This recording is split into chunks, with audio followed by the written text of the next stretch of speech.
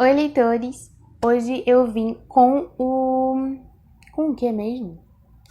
Com o meu resumão. Resumão mesmo. Hoje eu vim com o meu resumão, e bota resumão nisso, de minhas últimas leituras dos últimos 2 meses, julho e agosto. E vamos começar logo, porque tem muito livro bom, tem favoritado, tem a minha maior decepção do ano até agora, tem HQ, tem livro que me surpreendeu positivamente, e depois de quase 1 ano e meio sem, eu tive ressaca literária. Hoje eu vim pra falar e agradar aqueles que gostam de um videozinho longo, porque nós temos 7 livros para falar sobre, porém todos eles já têm seus respectivos vídeos aqui no canal, menos um, que é a HQ, então eu já aviso que eu vou falar bem brevemente sobre cada um, porque eu não quero fazer um vídeo de 50 minutos. Qualquer livro que vocês tiverem um interesse em saber mais sobre a história, ou quiser saber a minha opinião sobre cada um, né, minha opinião mais extensa, eu vou deixar todas as resenhas que já tiver deles aqui no canal, aqui nos cards. E se você assistir, você vai me dar a sua visualização e o universo vai te devolver essa gentileza em dobro.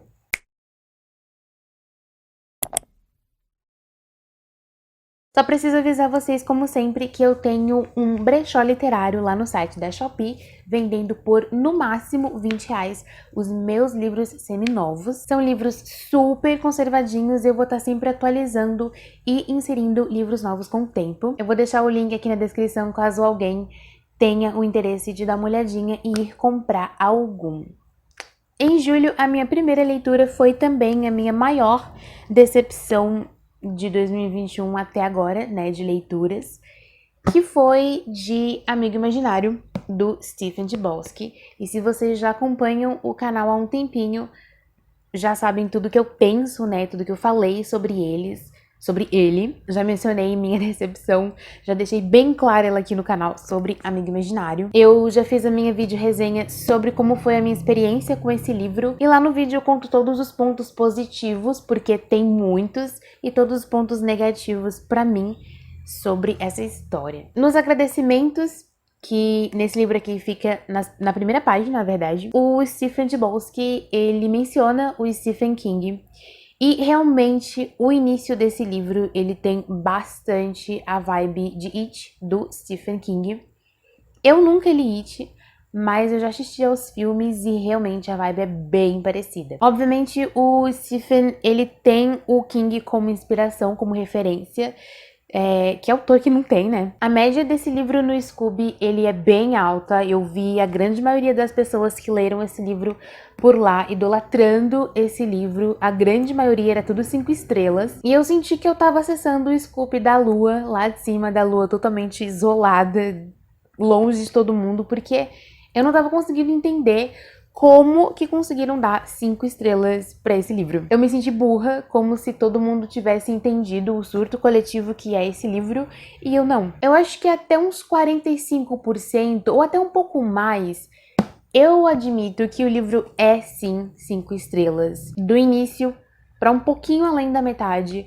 É um livro muito bom, mas é um livro muito bom mesmo. Mas depois a história decai tanto, mas tanto que a impressão no final que eu tive é que esse livro, ele foi escrito durante muitos anos da vida do Stephen. E no início o autor estava super feliz com a vida e muito inspirado, e é isso aí, uhul.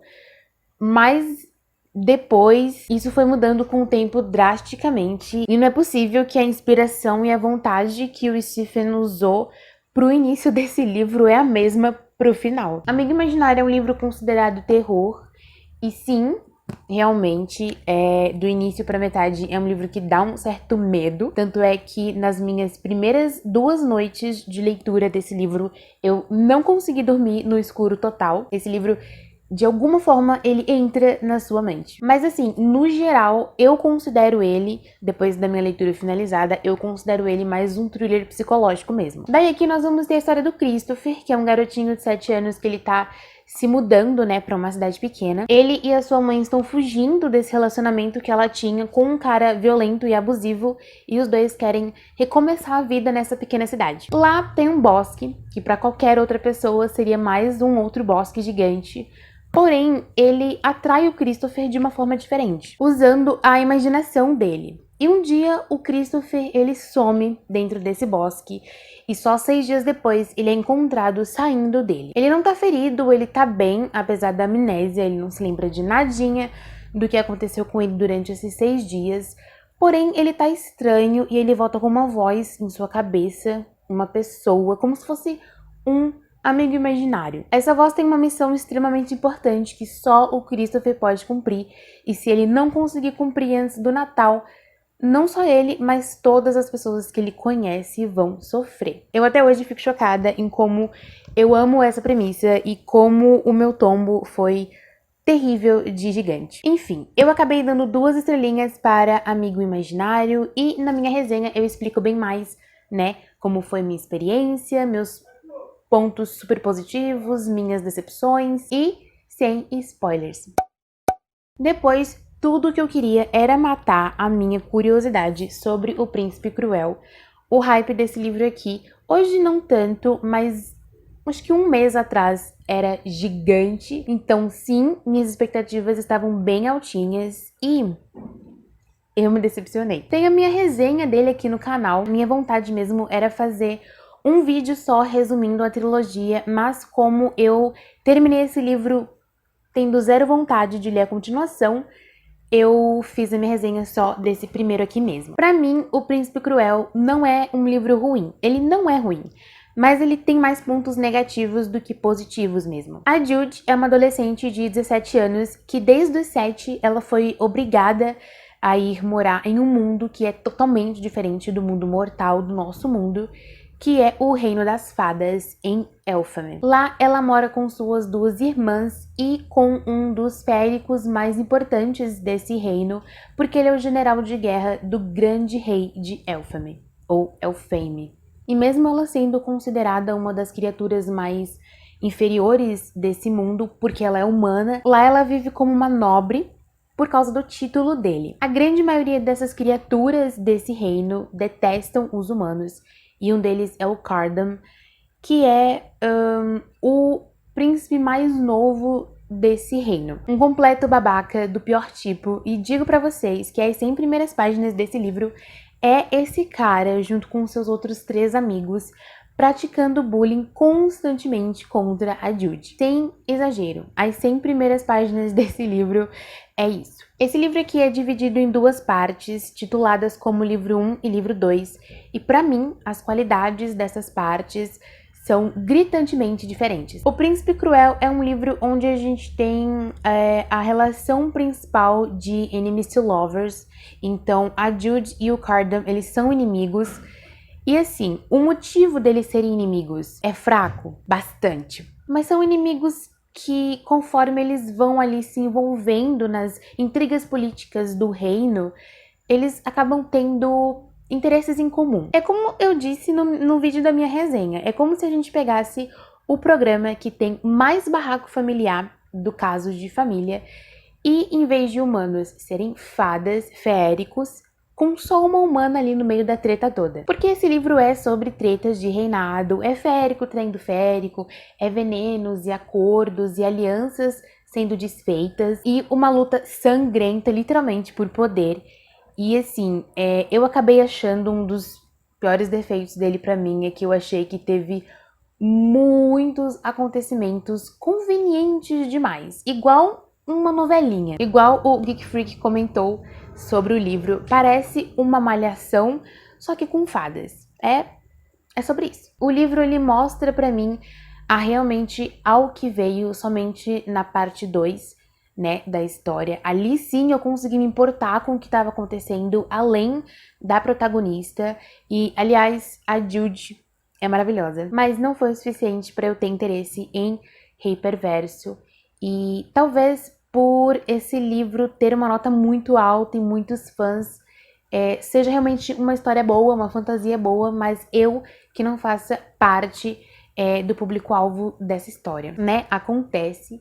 E eu dei 3 estrelas, que vocês já sabem que é o meu bom, mas poderia ser muito melhor. E apesar de tudo, para quem não tiver uma bagagem muito grande de fantasias e estiver começando aí nesse gênero, eu recomendo sim O Príncipe Cruel. Eu comprei, o unboxing tá aqui nos cards, e comecei a ler O Impulso, sem saber nadinha sobre a história. E eu não faço isso. Apenas com as expectativas altas, porque o Paulo Hades falou bem desse livro lá no canal dele, então eu confiei e comecei a ler às cegas e foi uma das minhas melhores leituras de 2021. Já tem vídeo dele aqui no canal, uma das minhas resenhas favoritas, aliás, minhas. Então não vou me estender muito sobre a minha opinião, mas basicamente o Impulso vai falar sobre mulheres de diferentes gerações da mesma família. Além do sangue que as conecta, porque uma gerou a outra, todas tiveram péssimas relações maternas. A gente tem então a história dessa mulher chamada Blythe, e ela conta em primeira pessoa como se estivesse escrevendo uma carta a alguém, como foi a sua relação como mãe, esposa e filha. Intercalado a isso, a gente tem a narrativa do passado e o passado do passado, de como foi a relação da mãe da Blythe com a mãe dela. Avó, mãe e filha, 3 mulheres muito traumatizadas. E nós temos também a Violet, que é a última mulher dessa geração e é a filha da Blythe, e ela nasceu com o gene da psicopatia. Ou seja, é uma história pesada, angustiante, incômoda, mas que te bota pra pensar. E faz você entrar e questionar bolhas que você nunca fez antes. E uma delas é como a maternidade é algo muito romantizado. Raramente as pessoas falam abertamente do lado ruim e como pode mexer muito negativamente com o psicológico de uma mulher. Principalmente antigamente, onde as mulheres só realmente se tornavam mães porque aquele era o papel delas esperado na sociedade. Maternidade nem sempre é sinônimo de felicidade, e essa conexão, esse amor incondicional entre a mãe e o bebê desde o cordão umbilical nem sempre vai existir. É um thriller, então a gente tem um mistério, a gente sente que tem algo para acontecer, porque bem aos poucos a autora vai criando essa atmosfera no livro. Não é um livro com grandes acontecimentos e ação e reviravoltas. Eu acho que o mais próximo disso a gente tem lá pro final mesmo, perto do ponto final da última página. É o final e termina de um jeito muito maravilhoso pra mim, digno de thriller mesmo. O livro também questiona o papel do pai nisso tudo. Os homens dessa história foram omissos demais ou acabaram apoiando suas esposas de uma forma errada, que acabaram trazendo consequências bem negativas. Eu vou parar por aqui porque eu quero que vocês descubram a minha opinião mais extensa no meu vídeo da minha resenha. Mas eu favoritei o Impulso e eu dei 4 estrelinhas e meia. Foi um thriller diferente de todos que eu já li. Eu ia dar 4, mas aquele finalzinho com certeza valia mais meia estrela. E eu super recomendo o Impulso no histórico de leitura de vocês.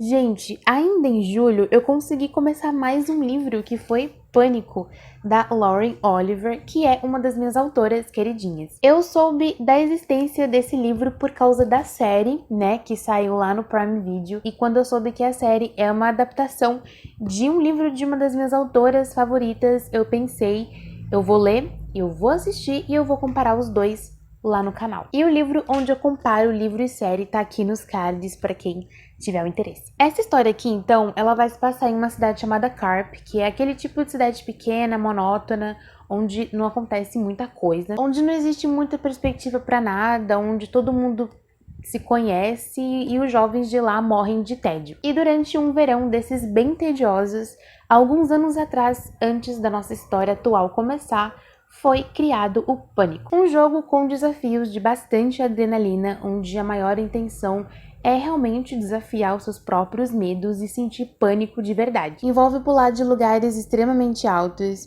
enfrentar suas maiores fobias, envolve invasão, roubo. Pessoas já morreram e já ficaram deficientes durante o pânico, por isso por toda a cidade é proibido pela polícia se envolver no jogo. Porém, o grande vencedor, a pessoa que menos entrar em pânico durante os desafios, sai com um pote de $67 mil, o maior prêmio que o Pânico já teve. A gente tem a narrativa da história intercalada entre dois personagens, a Heather e o Dodge. Dois jovens que inicialmente eles não têm muito contato, eles só se conhecem ali de vista, cidade pequena.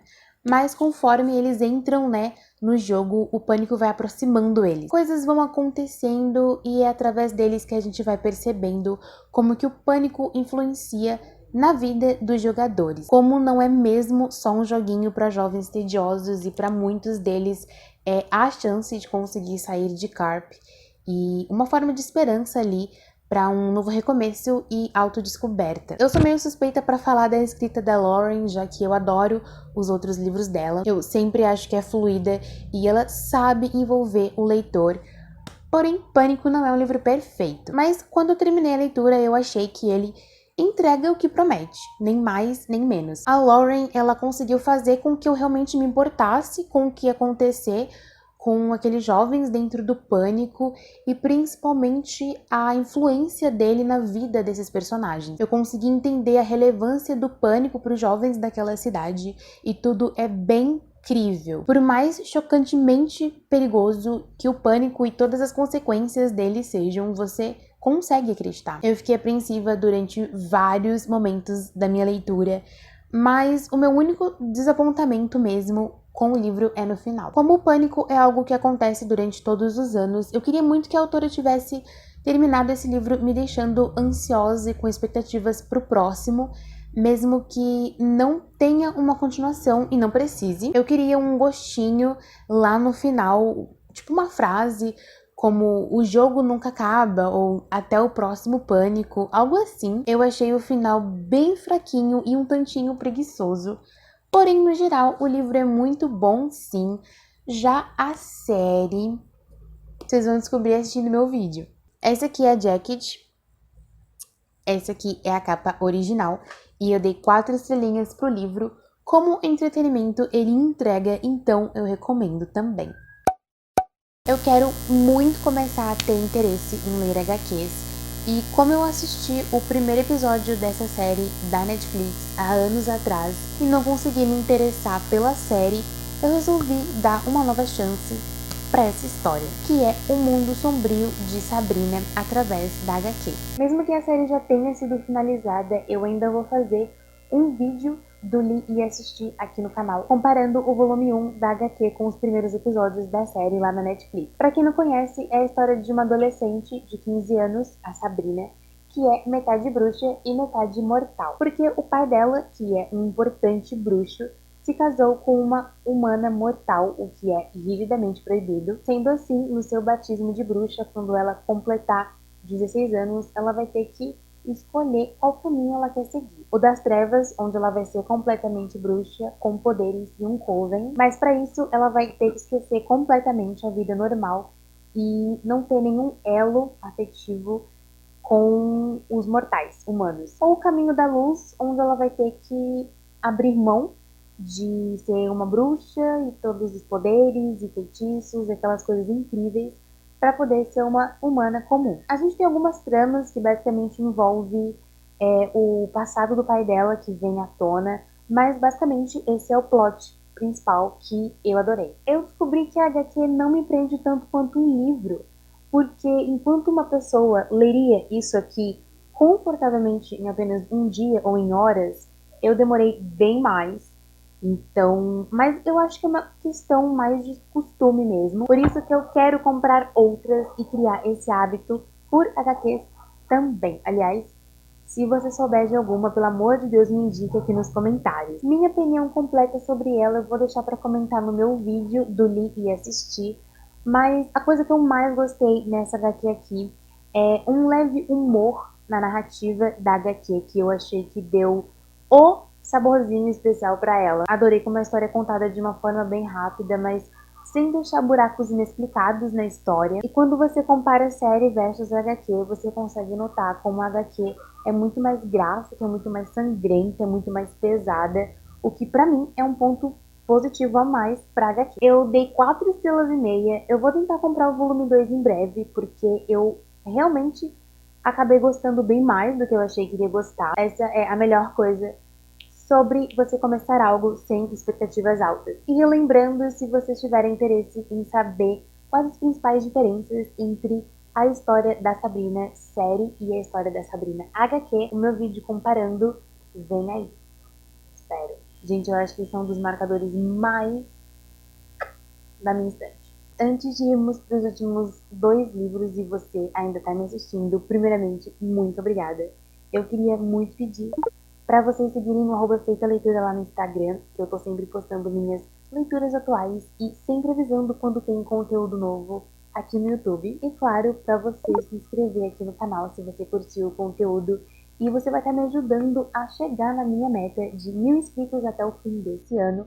E para você que já me acompanha, muito obrigada. E indique o meu canal, compartilhe meu canal com seus outros amigos leitores e você vai estar fazendo uma booktuber super feliz e o universo te devolve.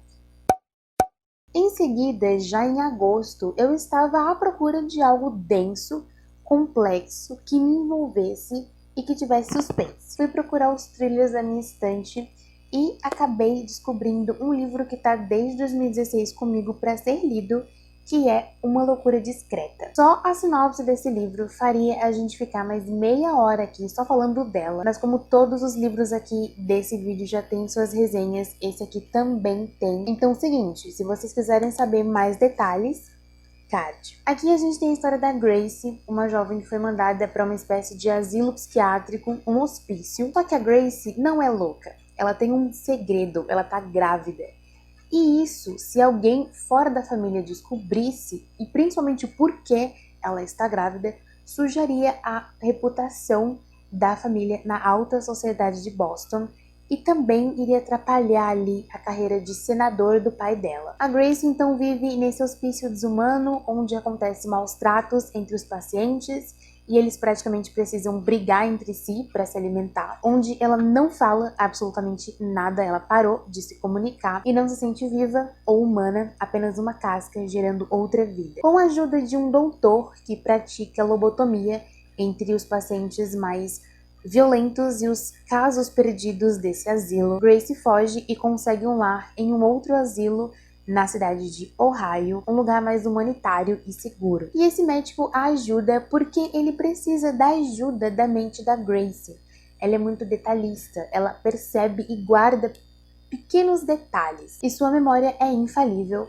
E ele, além de ser médico, estuda psicologia criminal. Ele é muito bom em montar o perfil de um criminoso apenas a partir da cena do crime. Então, nisso, ele ajuda a polícia local de Ohio com os estudos e as habilidades dele. E junto com Grace, os dois podem trabalhar juntos para capturar um serial killer que está matando somente mulheres de uma forma bastante inusitada. Essa nossa história aqui se passa em 1890, no século XIX, um período onde as mulheres ainda eram propriedade de seus maridos e bastava apenas a assinatura de um juiz e a palavra de um homem da família para dizer que uma mulher era louca e trancafiá-la num hospício. Época também que estava começando a surgir a primeira onda do feminismo, que é o movimento sufragista, onde grupos de mulheres protestavam e pediam direitos igualitários entre homens e mulheres na política, como direito ao voto, por exemplo. E isso está bastante interligado com a nossa história, o que eu achei importantíssimo. No geral, é um livro intenso, ele tem a sua carga pesadinha, sim, mas tirando a investigação do serial killer, não é um thriller para mim, mas sim um livro total de drama. Como eu disse na minha resenha, Uma Loucura Discreta é um livro bastante 880. Eu não acho que é um livro que é para todo mundo, e eu não acho que é um livro que todo mundo vai se envolver ao ponto de terminar a leitura. Porém, para mim, é um livro 4 estrelas e eu gostei demais dessa história e de como é um livro de quase 400 páginas que me prendeu do início ao fim e que no final ainda me deixou bastante reflexiva. Eu amo livros que a gente acaba a leitura sentindo que aprendeu algo. Recomendo para vocês a minha resenha para vocês saberem bem mais detalhes. Eu falo bem mais extensamente sobre esse livro lá no vídeo. E foi uma leitura que só me acrescentou. E daí que, faltando menos de 200 páginas para terminar a minha última leitura de agosto, que foi Acorda pra Vida, Chloe Brown, eu entro numa queridíssima ressaca literária. Assim que eu terminei Uma Loucura Discreta, que foi um livro bem denso, eu tava sentindo uma leve ressaquinha. Mas eu olhei pra esse livro e pensei, esse eu consigo. Tem gente falando bem, é um romance leve, engraçado, não vai dar em nada. Mas chegando pertinho do final, eu empaquei com a leitura e tava lendo só um capítulo por dia, meio que empurrando com a barriga mesmo. Não foi culpa do livro, tá? Quando vocês estiverem sentindo ali, bem no âmago de vocês, uma ressaca literária vindo, não ignorem, gente. Esperem passar para iniciar um novo livro, porque caso contrário pode acabar prejudicando ali a sua experiência com uma nova leitura. Acorda pra Vida, Chloe Brown é o segundo livro do meu projeto Lendo GG Power, que para quem não sabe é o meu projetinho pessoal e muito amado por mim, que eu leio e recomendo livros com protagonistas gordas, então a minha resenha dele também já saiu. A Chloe, depois de quase, por muito pouco, ser atropelada durante uma das caminhadas que a fisioterapeuta dela recomendou devido a uma síndrome crônica que ela tem, chamada fibromialgia. Depois de um ataque de pânico, ela tem ali uma espécie de crise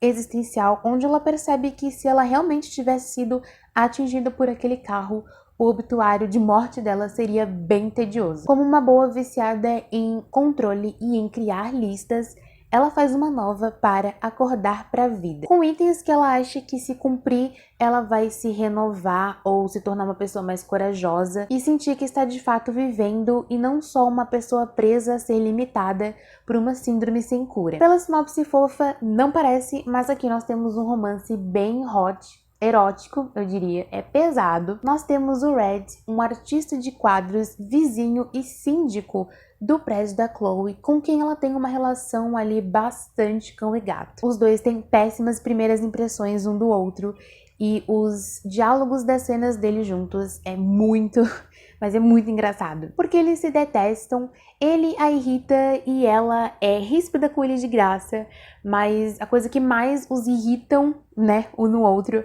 é porque eles têm uma atração física muito grande um pelo outro. Com o tempo, os dois vão se aproximando e ele vai ajudando ela a cumprir a sua lista de acorda pra vida. E em troca, ela, como web designer, vai ajudar ele a superar um trauma e voltar a expor os seus quadros, mas de uma forma independente, que é criando um site. Acorda pra Vida, Chloe Brown é um livro bastante leve e é muito engraçado, mas a gente tem sim aquela cargazinha de drama meio pesadinha também. A autora se propôs a abordar o processo de cura de um relacionamento abusivo através de uma história bastante divertida. E como eu disse no meu vídeo da resenha, ela fez isso de uma forma bastante empática e respeitosa. Mas a única coisa que não me fez dar 5 estrelas pro livro, mas sim 4, é algo que eu acho que, assim, criar uma protagonista preta e gorda é algo muito potente. E eu entendo que a Thalia, a autora, ela quis fazer o romance de uma mulher que tem seus complexos, seus traumas e suas questões, mas ser gorda não é um deles. Não é um problema, mas desde que eu bati meu olho nessa capa e eu vi essa ilustração de uma protagonista gorda e preta, eu esperava sim e muito que a autora aproveitasse essa personagem para abordar questões como representatividade e aceitação. Ela optou por não fazer isso. Eu me decepcionei um pouquinho. Isso é algo que eu abordo bem mais na minha resenha. Então, novamente, nos cards tá aqui todas as resenhas. Em geral, é um livro que quem ama rir e quem ama romances cão e gato e quem ama passar vergonha lendo cenas bem picantes vai adorar, com certeza. Essas aqui foram minhas últimas leituras e eu quero muito saber se vocês já leram ou se vocês têm interesse em alguns desses livros. Comenta aqui embaixo e bora conversar sobre eles. Não sei se vocês repararam, mas a programação do canal deu uma mudada. Antes eu publicava 2 vídeos por semana e agora a gente tá tendo somente um na semana, todas as quartas. E eu estou ultimamente bastante sem tempo, graças a Deus. E não só esse vídeo, mas acho que todos os próximos que eu for gravar vai ser somente no meu único dia de folga. Mas eu espero muito que vocês continuem me acompanhando. Eu acho que esse vídeo já deu mais de 20 minutos, ficou grandinho, então muito obrigada se você tá me assistindo até aqui. E eu espero bastante que a gente se veja no próximo vídeo do canal. E ótimas leituras para todos vocês. Tchau, tchau!